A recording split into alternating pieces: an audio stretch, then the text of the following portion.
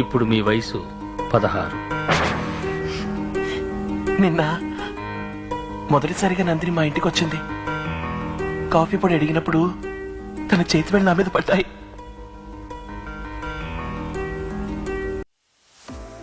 ఈ మధ్య కాలంలో చాలామంది యువకుల దగ్గర నుండి పెద్దల వరకు చాలామంది రకరకాల విధ్వంసం సృష్టిస్తున్నారు. అంటే మానభంగాలు, హత్యలు, సైబర్ నేరాలు, ఇలా ఎన్నో రకాల ఆలోచనలతో దేశంలో కానీ ప్రపంచంలో చాలామంది ఉన్నారు. పోలీసులకు కూడా అంత చిక్కని క్రైమ్స్ చేస్తూ పోలీసులకు ఒక సవాల్ చేస్తున్నట్లు వాళ్ళు ఎలాంటి రకాల క్రైమ్స్ చేస్తున్నారు, వాటిని అధిగమించడానికి పోలీసులు, ఫోరెన్సిక్ నిపుణులు, డాక్టర్స్ వైద్యపరంగా ఎన్నో విధాలుగా అప్డేట్ అవుతూ వస్తున్నారు. అలా ఎన్నో రకాలుగా అప్డేట్ అవుతూ చివరికి పొలిగ్రఫీ టెస్ట్, నార్కో టెస్ట్ లాంటి వాటిని ఉపయోగించుకొని ప్రస్తుతానికి అంతు చిక్కని ప్రశ్నలకు సమాధానాలు కనుక్కుంటున్నారు. అయితే ఇలాంటివి రాకముందు మన దేశంలో ఎటువంటి పరీక్షలు, అదే టెస్టులు చేసేవారు అంటే పురాతన కాలంలో ఏ విధంగా ఉండేవో చూద్దాం. అసలైతే నేను ప్రస్తుతం చేస్తున్న టెస్టులు ఎలా చేస్తారో అవి మాత్రమే చెప్దాం అనుకున్నా. కానీ ఎలాగో ఈ వీడియో చూస్తున్నాం కదా, అదే ఉద్దేశంతో ఒకసారి అంతకుముందు ఎలా అంటే అంతకుముందు ఉన్నది కూడా మనుషులే కానీ అప్పుడు టెక్నాలజీ లేదంతే. సో అందుకే ఒకసారి ఇప్పుడు ఎలా కనుక్కునేవారో జస్ట్ ఒక విషయం చెప్తా, ఓకే? వివిధ శాస్త్రీయ సాంకేతిక పరిజ్ఞానాలు రాకముందు భారతదేశంలో దర్యాప్తు మరియు విచారణ ప్రక్రియ చాలా ఇబ్బందిగా మరియు అనవసరంగా ఉండేది. నిజానికి పోలీసులు ఈ ఆధునిక సమాజంలో అనుమతించకూడని శిక్షలపై ఆధారపడేవారు. అంటే నిజం చెప్పే వరకు వాడు తప్పు చేసినా చేయకపోయినా వాడిని నానా రకాలుగా ఇబ్బంది పెట్టేవారు. ఎలా అంటే తమిళ హీరో సూర్య నటించిన జై భీమ్లో వారిని ఎలా అయితే ఇబ్బంది పెట్టారో చూశారు కదా. అది అంటే డబ్బు ఉన్న వారిని ఒకలాగా, డబ్బు లేని వారికి ఒకలాగా, తక్కువ కులం ఎక్కువ కులం అనే విధానం అనుసరించేవారు. మన జీవితంలోని వివిధ రంగాలలో సాంకేతికతలు అంటే టెక్నాలజీలు వచ్చిన తర్వాత నేర విచారణ కూడా కొంతవరకు దానికి అనుగుణంగా మారింది. అందుకే సహాయంగా ఈ పాలిగ్రఫీ టెస్ట్, నార్కో టెస్ట్లు ఉపయోగిస్తున్నారు. ఇప్పుడు ఒకసారి ఈ పాలిగ్రఫీ టెస్ట్ గురించి చూద్దాం.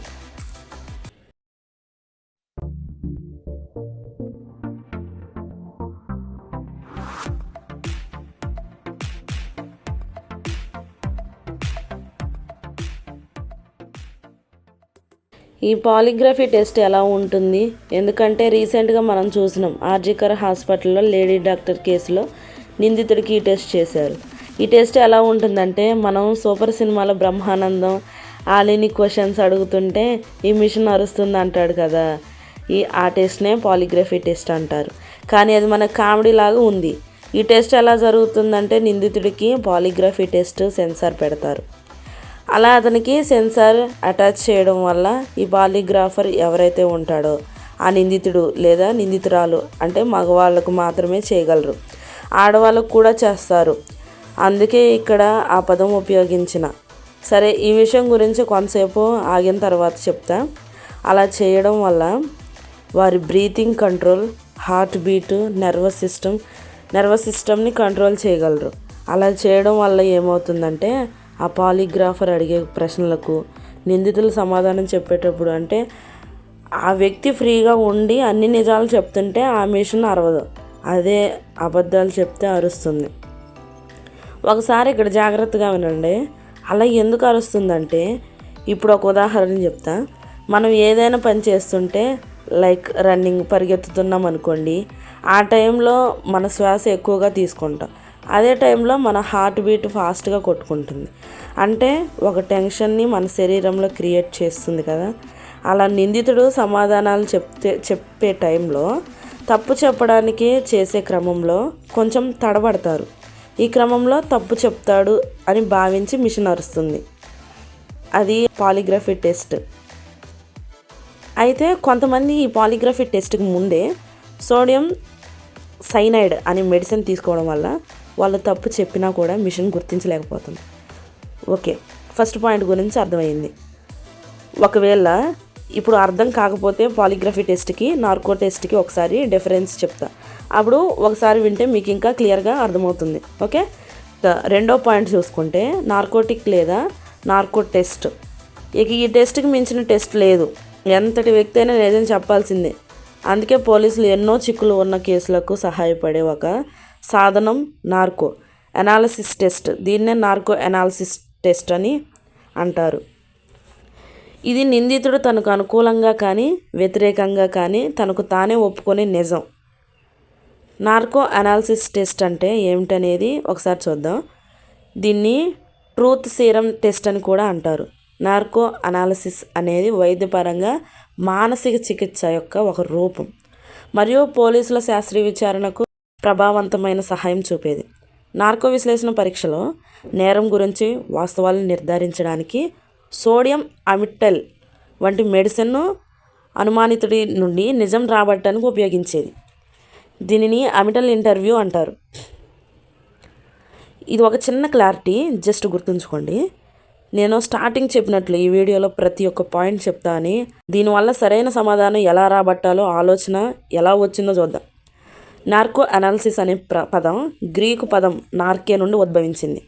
దీనికి అర్థం అనాస్థీషియా మరియు సైకోట్రోపిక్ మెడిసిన్ల సహాయంతో వైద్య రంగంలో మానసిక రోగ నిర్ధారణ చికిత్సను చేయడానికి కారణమైన టెక్నాలజీ ఇది.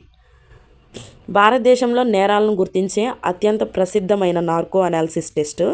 ఇది ఒక వ్యక్తిపై కొన్ని ఔషధాల సహాయంతో ఆ వ్యక్తిని సగం నిద్రలోకి తీసుకురావడం, అంటే ఆ వ్యక్తి పూర్తిగా నిద్రలోకి వెళ్లకుండా, అంటే కళ్ళు అరుపుతూ మూస్తూ ఉండడం, అలాగే ఆ వ్యక్తి జ్ఞాపక శక్తిని మరియు మాటలను ప్రభావితం చేయకుండా, అంటే అవి మాత్రమే పనిచేసే విధంగా అతన్ని తార్కిక శక్తిని అణిచివేస్తే అతని నుండి నిజాలు వద్దన్నా వస్తూనే ఉంటాయి.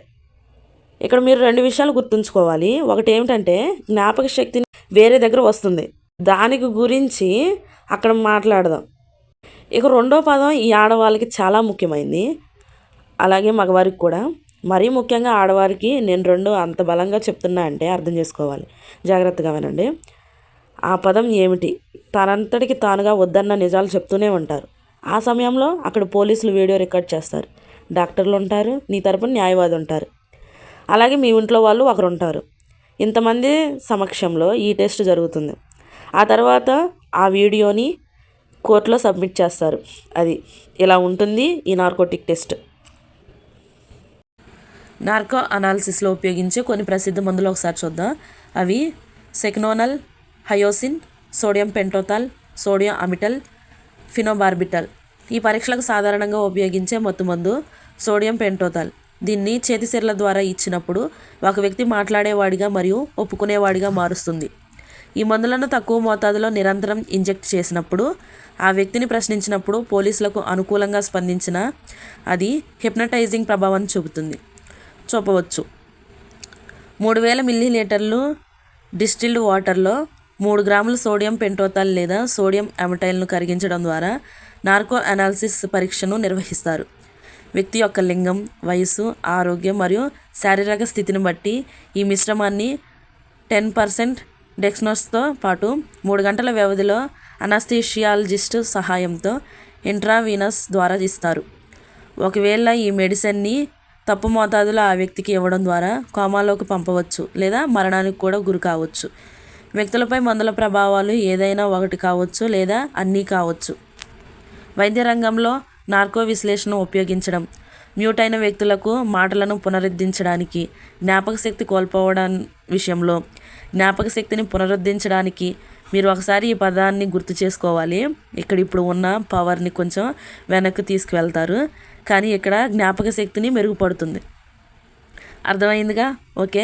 మరియు అణిచివేయబడిన ఆలోచన లేదా సంఘర్షణ యొక్క వ్యక్తీకరణ కోసం వైద్య రంగంలో ఉపయోగిస్తారు. ఇప్పుడు మెయిన్ పాయింట్, అసలు నార్కో విశ్లేషణ ఏ సందర్భంలో చేస్తారు అంటే సాధారణంగా ఉగ్రవాద కేసులు, బాగా వ్యవస్థీకృత నేరాలు, వరుస హత్యలు, ఆధారాలు అందుబాటులో లేని కేసులు మొదలైన వాటిలో ఉపయోగించబడతాయి. అంటే బలమైన ప్రతి కేసులో చేస్తారు. ఈ టెస్ట్ ఆడవాళ్ళు ఎక్కువగా చూడాలి అని ఎందుకు అన్నానంటే, ఆడవాళ్ళలో ముఖ్యంగా ముస్లిం స్త్రీలకు ఈ టెస్ట్ ఒక శాపంగా. ఎందుకంటే కొంతమంది డబ్బు ఉన్నవారు, భార్యపై అనుమానం ఉన్నవారు వాళ్ళకి తెలిసిన డాక్టర్ల ద్వారా ఆ మెడిసిన్ పొంది దాన్ని వారికి అనుమానం ఉన్నవారిపై ప్రయోగిస్తున్నారు. కొంచెం జాగ్రత్తగా ఉండండి, ఆడవారైనా మగవారైనా. మీకు ఈ వీడియోలో ఎక్కడైనా అర్థం కాకపోతే లేదంటే ఏదైనా విషయం మీద వీడియో కావాలన్నా కింద కామెంట్స్ చేయండి. ఇంకో విషయం, ఈ టెస్ట్ల మధ్యన ఉన్న తేడాలు చూడండి, ఏదైనా మిస్ అయితే అర్థమవుతుంది. ఒక మంచి విషయం ఏమిటంటే ఈ నార్కోటిక్ టెస్ట్ చేయాలంటే ఖచ్చితంగా ఆ వ్యక్తి అనుమతి అవసరం.